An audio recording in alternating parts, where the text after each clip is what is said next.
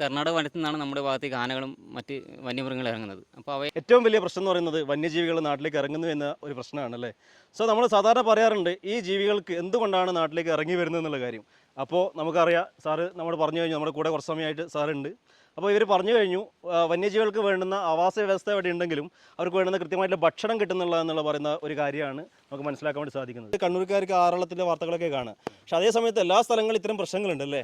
അപ്പോൾ അതിന് വേണ്ടുന്ന ഒരു സൊല്യൂഷനാണ് ഇവിടെ നടക്കാൻ വേണ്ടി പോകുന്നത് അല്ലേ. മനുഷ്യ വന്യജീവി സംഘർഷം ലഘൂകരിക്കുന്നതിൻ്റെ ഭാഗമായി കേരള വനം വകുപ്പ് കഴിഞ്ഞ കുറച്ച് നാളുകളായി 10 മിഷൻ പ്രവർത്തനങ്ങൾ കേരളത്തിലെ വനമേഖലയിലാകെ നടത്തി വരികയാണ്. മിഷൻ FFW ഫുഡ് ഫോഡർ വാട്ടറിൻ്റെ ഭാഗമായി നമ്മൾ കഴിഞ്ഞ വേനൽക്കാലത്ത് കാടിനുള്ളിൽ ബ്രഷ്വുഡ് ചെക്ക് ഡാമും മറ്റും കെട്ടി വെള്ളം തടഞ്ഞു നിർത്തി വന്യജീവികൾക്ക് കുടിവെള്ളം സംഭരിച്ച് നൽകിയിട്ടുണ്ട്.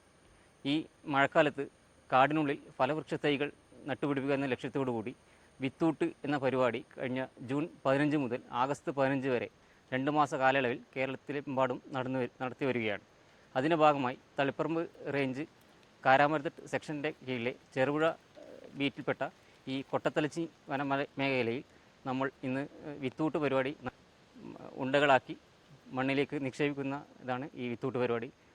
ഈ ഫലപുഷ്ടമായിട്ടുള്ള മണ്ണാണ്, അവിടത്തേക്ക് നമ്മൾ വിത്തുകളും അതോടൊപ്പം തന്നെ നമ്മുടെ ചക്കയും മാങ്ങിയും തുടങ്ങിയിട്ടുള്ള വിത്ത് എറിഞ്ഞുന്ന ഒരു പ്രക്രിയയാണ് നേരിട്ടിട്ട് പിലാത്തറ.com ഇവിടെ കാണാൻ പറ്റിയത്. വെള്ളത്തിനും വേണ്ടിയിട്ട് അതോടൊപ്പം തന്നെ ഭക്ഷണത്തിനൊക്കെ വേണ്ടിയിട്ടാണ് ഇറങ്ങി വരുന്നത്. അതിന് തടയിടുക എന്ന രീതിയിൽ കേരളത്തിൽ മൊത്തമുള്ള ഒരു പ്രവർത്തനത്തിൻ്റെ ഭാഗമായിട്ടാണ് നമ്മൾ ഇന്ന് വരുന്നത്.